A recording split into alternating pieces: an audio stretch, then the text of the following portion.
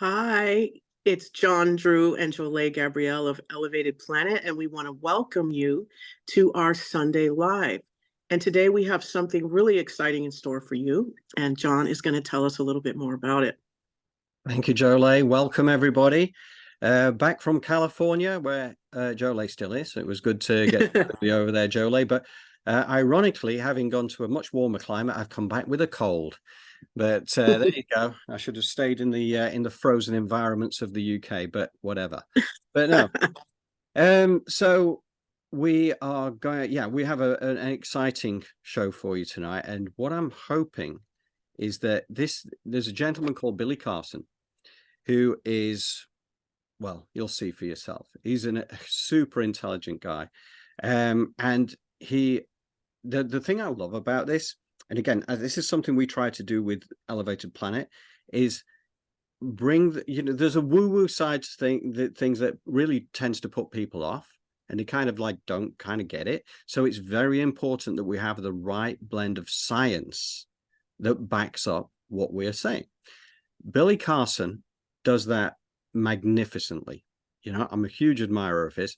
And what we've done, so there's a YouTube video that was produced by Gaia TV.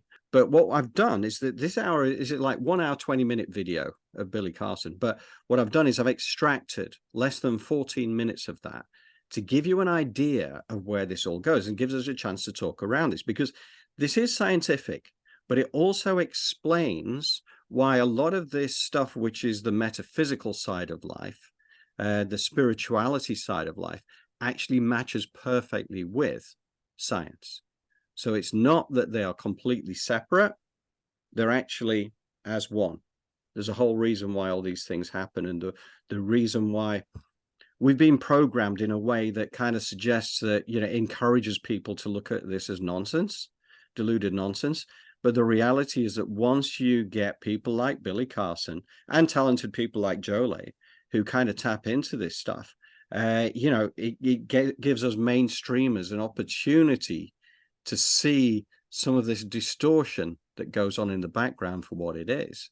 But anyway, this is what we need to do, is to give you the opportunity to judge for yourself. Because again, I'm not even suggesting you take our word for it. I'm saying that listen to the evidence, explore it for yourself, then you decide what is right for you. What do you think, Jolé? Does that sound about right?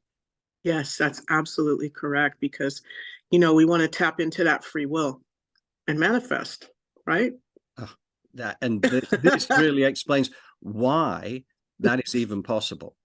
Because again, right there, that statement, to say you can think, thoughts have power, to say you can think something into existence sounds like nonsense, like when you think about it from a mainstream perspective. How is that even possible? Well, you're about to find out. And this is we're going to pause this. So this video is broken into 3 different sections because we want to talk about it. It's important that we isolate each section and just have a little chat about it. So the first section is just 3 minutes something, going into the Billy Carson gallery. Is the same digits of the. And I'm just going to pause that there for a moment, because I find this fascinating. You think about this, right? The speed of light in a vacuum is 299,792,458 meters per second. The longitudinal geographic coordinate for the Great Pyramid of Giza is 29.9792458 degrees north. Now, how could that ever be a coincidence, right? I just find that just boggles the mind. That is just something pretty special right there. Anyway, I shall keep it going. And here I'm in Cambodia at Angkor Wat. Here I'm at Tao Prom showing just dinosaurs. This is just one place in the world that you can see dinosaurs and all the way through to the other. I just came back from Australia, 8 miles out in the Australian bush with. Okay, that's where we are going to pause. And I'll just stop sharing that for the moment, just to bring us back in. So, that's just the first little section there. But some important points there. I mean, for a start, the speed of light in meters per second to be the exact coordinate of where the Great Pyramid of Giza sits, right? I mean, what do you think? Coincidence? No, absolutely not. It's a pattern And I think that what the Egyptians knew and remembered or had to their advantage was that they understood nature and then they applied that to the patterns in their lives. And that's why he's talking about quantum mechanics and supercomputers and the longitude and the latitude aligning with this universal laws. And that's why John and I really work hard to sort of move us all into a state of understanding these universal laws can be used in our lives. And that's where spirituality and quantum mechanics come together. And it's quite fascinating, John, don't you think? Oh, for sure. And you know, to that point, this video, the total video, as I say, is like about 1 hour and 20 minutes. That will be a link to that will be included with the weekly newsletter, so you can see, you can plug all the gaps here, because where you're talking about universal law there, Jolé, Billy does go into that in detail. Now, I have cut that bit out because, well, for a start, we've covered that off in, you know, past months to a degree, but obviously he's bringing it into the context of what we're talking about here with ancient wisdom, marrying up with who we are today, right? So this is about the ancients, but it's also that final point there about the fact that the glyphs, the hieroglyphs from the Egyptians, but also Pleiadian. Now, what's that all about? So the Pleiadian galaxy is kind of, as I know it, is the small bear galaxy, somewhere this tiny little galaxy you can see in the far distance on a clear night. Now, the Pleiadians, well, I mean, okay, were they part of this? I believe that there are galactic roots all around us. And again, I think we go into a deeper explanation of how that can be and why that is as we go further on. But, you know, that to me is something that stands out. There's a galactic community out there that we are part of. It's just that we are never been told that we're part of a galactic community, and we're told to be afraid of being, you know, of other beings out there, which, you know, is complete nonsense, because, you know, these beings that are here to help us now are from a higher dimension, and they come from a place often of just unconditional love and support and all this kind of, anyway. I wanted to finish on that Pleiadian pointer there, so that for that first section, and there's so much more that we will go back into there as well. But I'm going to go into the second section before I start to dig a little deeper. Yeah, but before we do, John, I just want to lay on the table for everyone that, you know, for those of you that really are interested in UAPs and beings from other dimensions and all of that, remember, only energy responds to unconditional love and loving beings. And so if you really want to see and be a part of that, it starts with love, loving your neighbor, loving yourself, and then maybe thinking about seeing aliens. But first, let's see each other. Right. And it's a point that, in fact, the final part to this actually covers this, you know, talks about the importance of the unconditional love thing. So yeah, absolutely, 100%. So let us go back and watch section number 2. When consciousness collapses it into that format, when conscious observers, in other words, a person observing you from the outside, or you even observing yourself, collapses yourself back into what you recognize as a solid object. So that's the end of the second section. And it's interesting, actually, because what you'll see when you actually get to look at the full interview, a lot of these gaps are filled, right? Because don't forget, this is like a 1 hour 20 video, reduced to less than 14 minutes. So where he talks about light and particles, they show a complete experiment that was used to show that, and Jolé, this is something that you knew about already, which is that, you know, when there is a conscious observer of a wave, it can choose to turn into a particle, right? Is that it? That is correct. Once it's observed, it changes its, I guess, trajectory, or changes its form into something different. So once the eye, the physical eye, observes light, it then begins to transform. That is amazing to me. But, you know, how do you use that to create? You know, and so that's where the rubber meets the road. And that's what we're all trying to really work out. And there are those that that have, because they have that secret knowledge and wisdom that has been hidden from us. But we all have that. And he spoke about that when he says people got hypnotized and then they were able to dig deep into what they remember. So that's where that meditation comes in, and that creative visualization.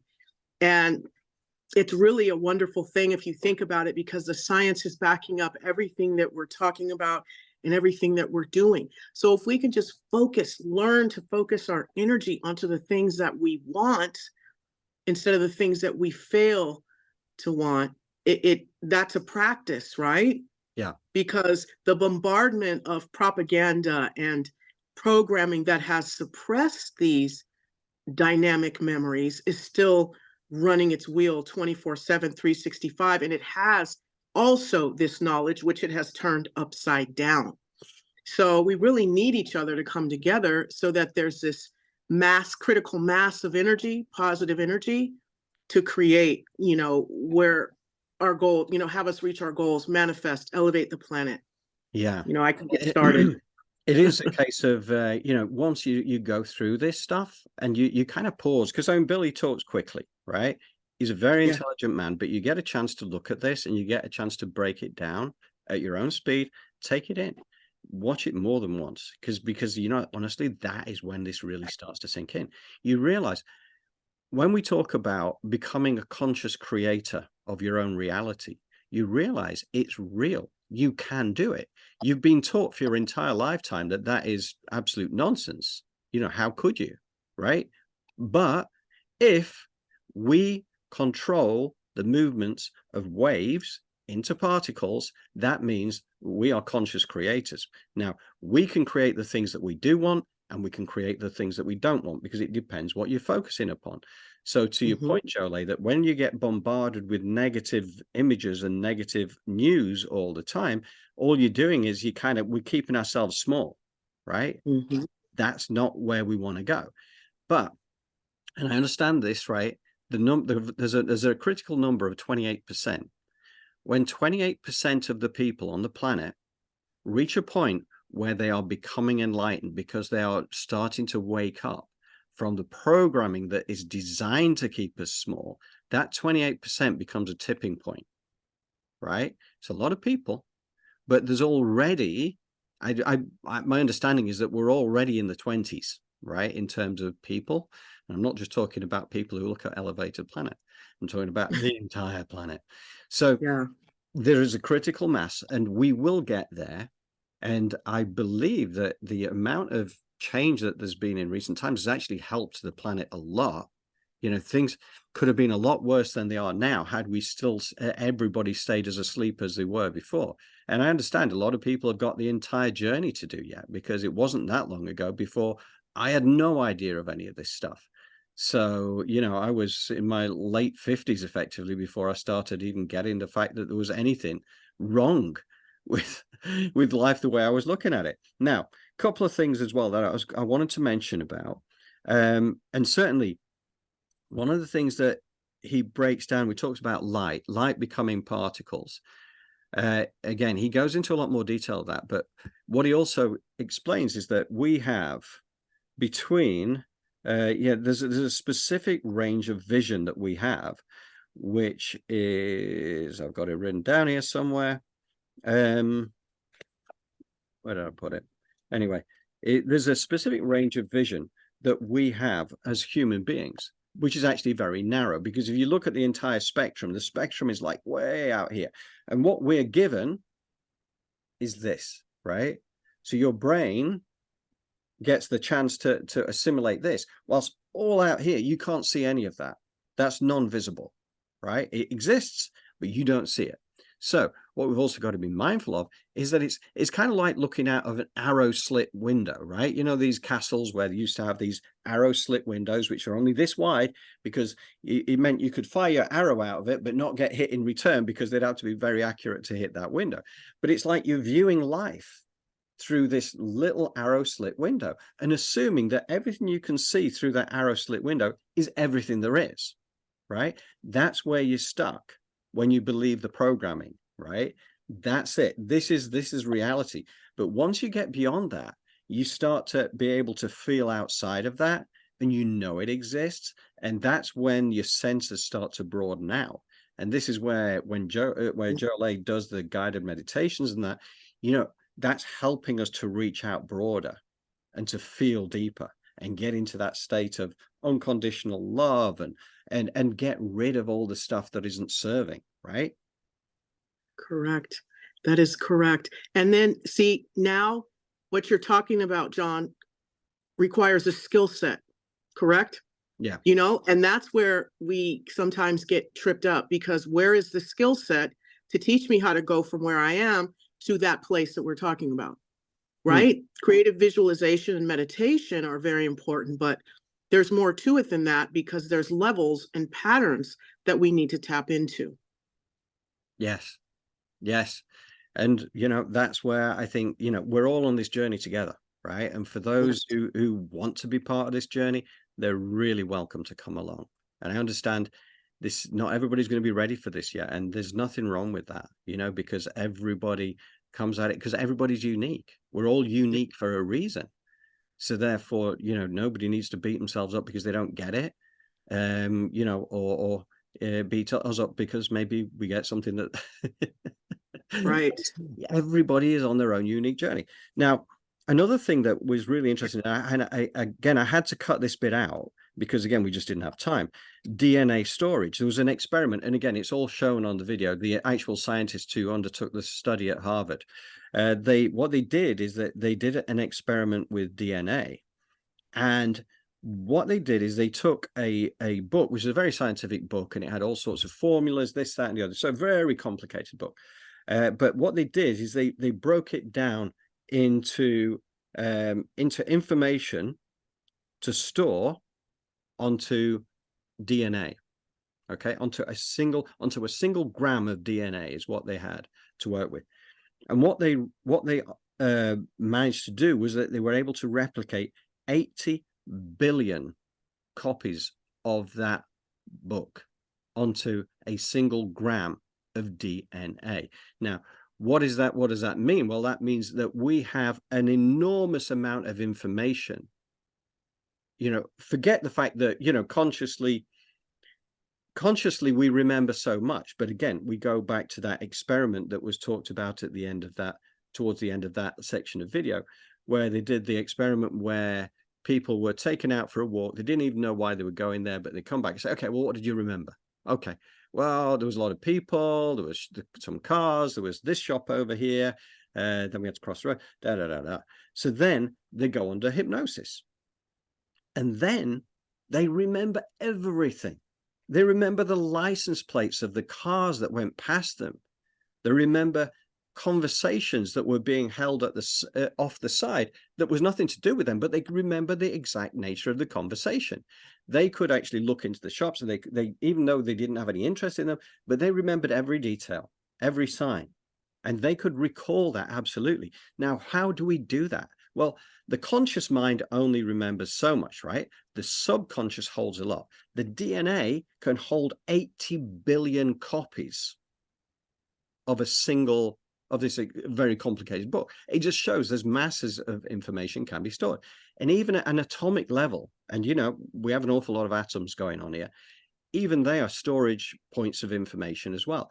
So what you kind of realize is that we have a massive amount of information actually within us that is not available immediately from a conscious mind perspective. But I know that all our past lives, they're all etched in here. They're all here somewhere, because a hypnotist would be able to, you know, a quantum healing hypnotist like Dolores Cannon, or one of her acolytes, because there are thousands of them around the planet now who understood her way and can actually take people into this somnambulistic trance state where you can access this information. And I'll tell you what, I've been catching up with one of her books, actually, which only came out recently, which is ironic because she died 9 years ago. But there was a lot of this information which was gathered in the 1980s, and she was pulling it together into a book. In fact, she was still researching that book back in 2014 when she actually died. She died, I think, at the library. But she was researching, because this is what she did. She was in her 80s by now, but she researches every detail. And what was fascinating about this is that this was going into the times of the Druids and the Druidesses and the rituals that they had to create healing magic. And they would literally be able to heal people, but they would get together and perform rituals and ceremonies that created the healing power. They would then go out to wherever they were needed and they would heal people. But, you know, to an extent, it was regarded as mystical and magical. And as a result, they had to be very careful because the Inquisition and various other people, and Inquisition, when the Inquisition started to do its thing, but before that, there were also people who just wanted that power for themselves. So the Inquisition, when they came along, if they could have ever got hold of these people, they would have been burnt at the stake. They would have all those things. And honestly, the stuff that was done by the Inquisition was just horrendous. And to think that was in the name of religion, you know, honestly, it beggars belief. Because clearly these people were not really religious. They were just power hungry and crazed. But the information that came back through that deep hypnosis, these Druids going through this, they would explain it. She would explain exactly what it was they were doing to create the energy. And it was all about love. It was all about unconditional love. It was all about helping and serving humanity. It wasn't about casting spells on other people. It was really, it was a beautiful thing.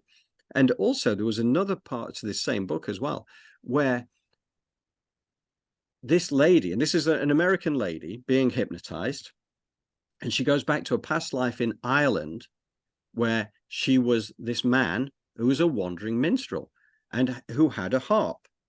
And it would go around like as a minstrel.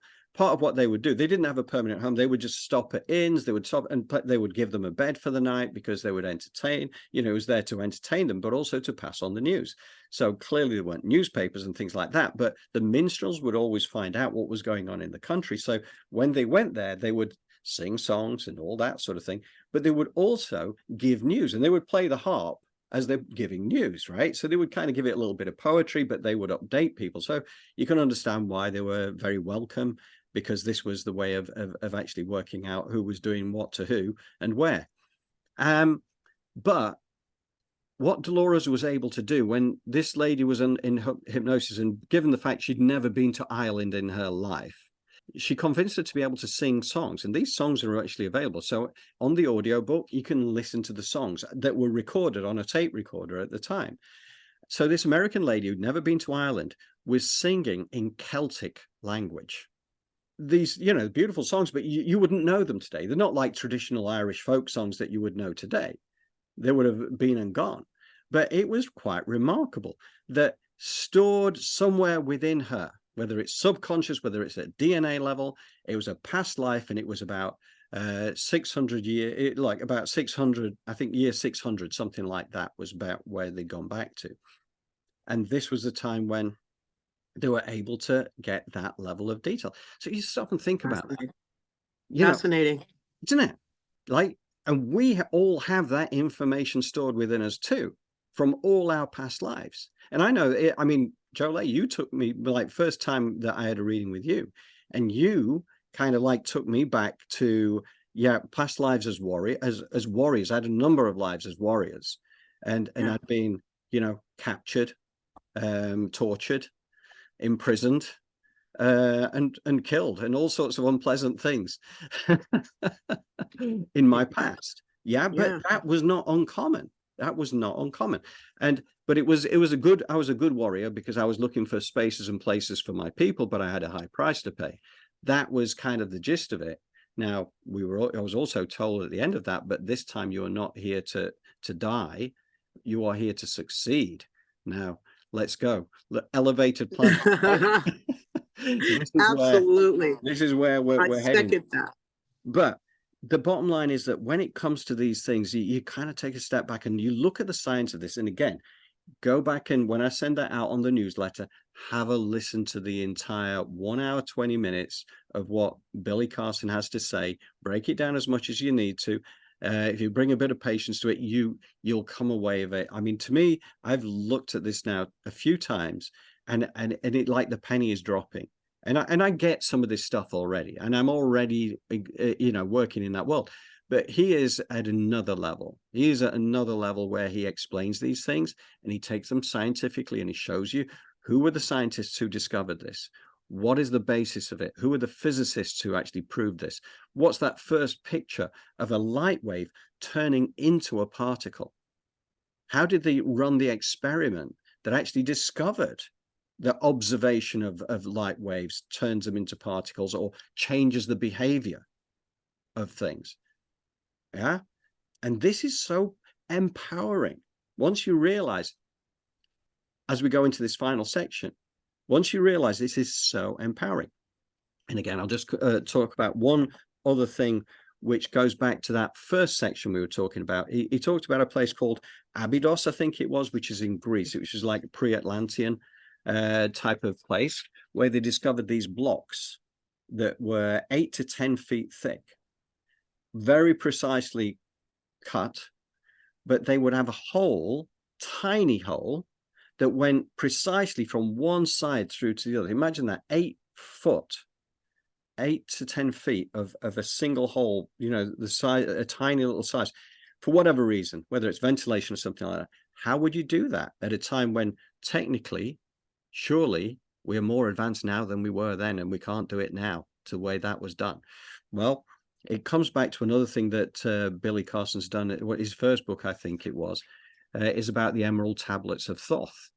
Thoth, who is also known as Three. Thoth has been around on the planet more than once, but he could manifest blocks to build megalithic structures thousands upon thousands of years ago. And that's how, when you go to these ancient sites, and they are so precisely built to a point where we can't replicate it today, and the blocks are all lifted into position, and each block is many, many tons, often lifted at very, to very great heights. We would struggle with our equipment today, and yet that's done because it was the power of the mind. And when you think about turning light waves into particles, you can manifest blocks to build megalithic structures. You now understand how that is in fact not, woo-woo nonsense. Actually, there's science fact here, because this is proven reality, that we can turn light waves, and we're all light waves, right? Everything about us, light waves, but we can turn it into particles, which means that once we can understand and manage that process, we can become creators in our own right. That's amazing. And that's true, because now we're talking, right? We're starting to build the skill set to utilize our free will, like use light to, like, I guess, lock in to our free will and start to create. Yes.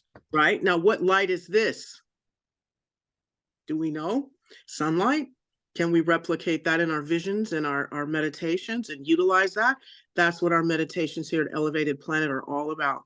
Yeah. It's bringing in that light and taking that light and creating and making the intangible tangible.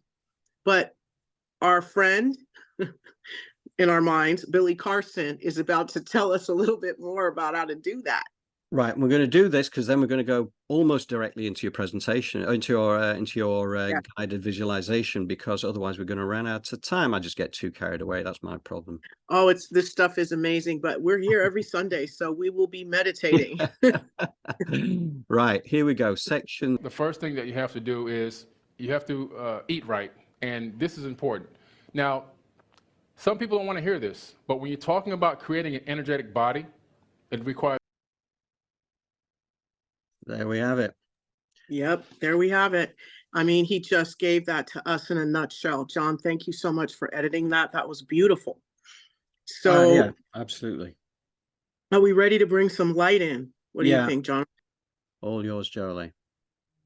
All right. As always, I want you to please find yourself a comfortable place to sit or lay down if you already haven't. For those of you who like to sit on the floor, please feel free to do so. But I just want to remind you that in order to stay focused on the meditation, please have something to support your back. So now bring your awareness to your heart chakra, and begin to breathe with the rhythm of your body. And allow for your heartbeat, command it to sync up with your breath. You're going to pull your aura in to be 1.5 feet around you. Billy Carson was kind enough to give us a visual of that. Pull it in. Call your higher self back above you and snap in your astral body. We're going to ground down into Mother Earth. Imagine, create, or visualize a grounding cord of a natural earth element. I like to use fire. Fire moves things. Fire also cleans, it heals, it scorches, and it brings newness into our lives. So we're burning off all of the old of the past. We're letting go of things that no longer serve us as we create this grounding cord, which is 6 inches in diameter, connected to our first chakra and traveling at the speed of light and rooting itself into Mother Earth. We're going to clean this off with some golden rose-shaped scrubbing bubbles inside and out. They don't put out the fire, they just clean it up so that there isn't any dark energy coming forth from the fire. It is all light, the blue flame of creation. Mother Earth then begins to wrap her love around our grounding cord, which looks like a copper wire, sort of like a Tesla coil. So we have the portal of energy, of fire, moving our negative energy down into Mother Earth. And then she recycles it, turns it into positive life force energy as she sends that back to us. So we turn our grounding cord into an alternating current. So let Mother Earth's copper wire wind itself all the way up your grounding cord into the first chakra, clearing off any negativity. So now open your feet chakras like you would the lens of a camera and call in 15% earth energy of a color that resonates with you. This energy begins to pool in your feet, and then it travels up the side channels of your legs. And then it does a U-turn. Some of it goes down the grounding cord, but the rest of it fills you up, the center of your legs, like water fills up a cup. We let this take place as we take a deep breath in. We exhale and we bring our awareness to the crown of our head. And we open it up like we would the lens of a camera. And we command 85% cosmic gold light to cascade down from the heavens into our crown chakra. This light is then beginning to burn off any negative thoughts, any limiting beliefs, any disease, any illness, any genetic ancestral code that is blocking our forward progress, any history we resolving and dissolving it. This gold light is doing that, and it's bringing us into the present moment. And it's cancel pulling and deleting any negative energy on a cold, sore, and genetic level, and bringing us into unconditional love for ourselves and others and unconditional forgiveness. All of this is taking place in the mind as that energy then begins to come down the spine, lighting up each vertebrae, moving itself into the shoulders, into the throat, into the chest, into every organ of our body. This gold light is beginning to move down like a waterfall or melted chocolate, infiltrating every molecule, every cell, all of the DNA and neurons in our body as it travels down past the heart, the sternum, into the stomach. Of course, it surrounds the hypothalamus, the thalamus gland, the brain, pituitary, pineal, all of the organs in the body as it moves past the hips down, and it mixes in with the energy of Mother Earth. And then it begins to fill you up like water fills up a cup, pumping out of your feet, hands, and crown chakras. Now, electrifying that aura layer. And now, as this energy that we saw on Billy Carson's visual illustration of what the aura looks like, we're going to go ahead and project our energy outside of ourselves. At a comfortable distance away from us, we're going to see the imprint of our aura. And then we're going to ground it. And we're also going to command that gold light fill up this Merkaba. And as this energy begins to flow through this aura that we've projected out. We've collapsed the cells, and our aura is projected outside of us at a comfortable distance. It now turns into a prism of light. And as this prism of light begins to process the earth energy, mixing in with your own projection of that aura layer, along with that gold light that's coming in, take a deep breath in, exhale, and visualize yourself stepping into this energy of creation, into this beautiful sacred geometry of light, this portal of manifestation, allowing you to sit in the energy of unconditional love and unconditional forgiveness and turn that light into something tangible. So sit in the positive energy of what it is you are creating with your free will, with that laser beam of light energy. Make those particles create your future. Focus on to what it is that you are creating from a place of love. So it doesn't just involve you. See other people reaching their goals, manifesting, locking in to their free will, and allowing for that light to propagate and expand to create and elevate the planet. Remember, all of that space in between the molecules is yours to use. Send the light into that and give it animation, motivation, shape and form. Sculpt it with the light as you are inside this Merkaba of energy. Imagine it like a spaceship of creation. And outside the brow chakra, you are creating your future. What is the next step in your day? Create that, see that. Are you driving? Put gold down on the road towards your destination. Create the path towards that you want to be. Use the light to create those steps and put those patterns on top of one another. The patterns of universal and natural law, allow for them to infiltrate that Merkaba and allow for you to drive the vision. Take a deep breath in, exhale, and hold the space for your creation and the creation of others as you're running energy. So as you hold this vision, I'm going to gently remind you, as you breathe with the rhythm of your body, that you are grounded and rooted into Mother Earth with a grounding cord that is 6 inches in diameter, clean, clear, and filled with gold light, and surrounded by Mother Earth's love and guidance. Your aura is 1.5 feet around your body. Your higher self is above you. Your astral body is snapped in as you sit inside of this Merkaba of light, creating your reality, driving the bus of your life. As you call in that 15% earth energy, that 85% cosmic gold, and it brings in nothing but wheels and wheels of unconditional love and forgiveness. As you bring your awareness to your heart chakra and you visualize while all this is going on and you're in that beautiful prismatic Merkaba, that your blood molecules are turning heart-shaped blood.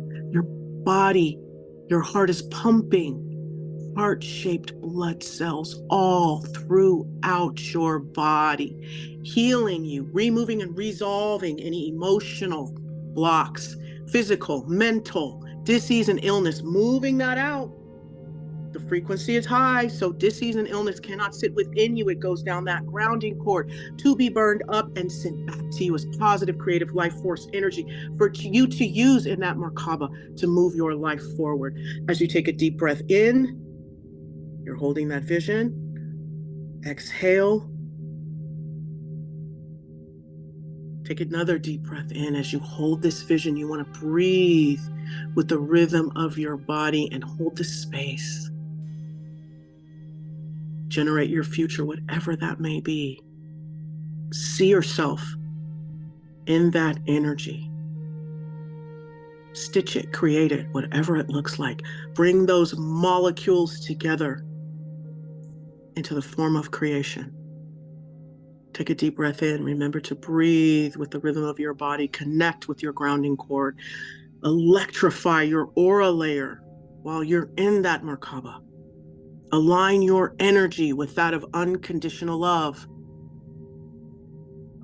as that energy from Mother Earth and divine mix in with your own energy to create and manifest in the highest and best way with grace and ease. Breathe, exhale, stay grounded, but I'd like you to now step out of the Merkaba, back into your energy. Take a deep breath in, exhale, allow for that Merkaba to just dissolve itself and go back to the light. As you close your feet chakras and you stop running energy, you let it calm, and you close your crown chakra, and you allow for all that positive life force energy that you just created to settle within your energy. As you take a deep breath in and you exhale, any other chakras are open, close your brow. Take another deep breath in, exhale, allow for that beautiful prismatic energy. See it all around you. Your aura layer covering you. All of this energy of manifestation is now yours. Take a deep breath in, exhale, and when you're ready, you can open your eyes. And we're back. Very good. Yeah, we're back. How'd we do? Fantastic. Fantastic. Yeah. Because But what's important for us to remember, I'm sorry to interrupt you, John, but I just want to lay this on the table, is to really remember love is the place to be. It's unconditional love. There's a difference. It's hard for us humans. Like, our love is very conditional. But when we're sitting in a state of meditation, that's where we want that unconditional love to come in. Okay? yeah. And it is a beautiful thing, because it's what takes us to that place of like uninhibited bliss, liberation, true freedom of expression.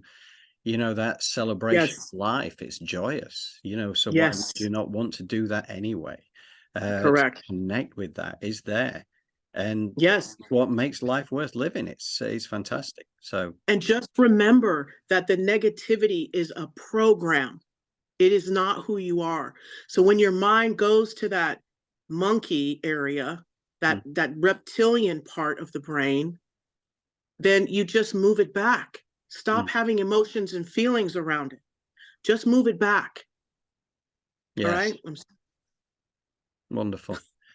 Okay, right. Well, we're over the hour now, so I think we're gonna go. Go for the wrap up. But yeah, thank you to the Elevated Planet community for listening in, and whether it's on the recording or whether it's on the live, it's always great to have you here. And any comments, any thoughts, any times, then email me, johndrew@elevatedplanet.life, and I'll make sure that we will respond to you. If you have any requests, if there's anything specific that you'd like us to cover, or you have any questions, or disagree with what we say as well, because that does happen. And we do acknowledge the fact that that everybody is entitled to their own perspective, and not everybody will get it. And that's as it should be. Diversity exists for the strength that it brings, rather than the opposition. So we can welcome that as well. So Yes. Okay. Thank you, Jolé. Thank you for that. Thank you, John. Thank you, Billy Carson. Thank you for your contribution. And absolutely, I'll make sure that link is provided. And also, I'm going to see if I can get the link to his Merkaba presentation, or Merkaba meditation sits within his website. And I know that's a freebie, so I'm going to see if I can link that onto the newsletter tomorrow as well. Okay. So, okay, till next week. We'll Thank say you very farewell. much. Thank you all. Take care. Have a great week.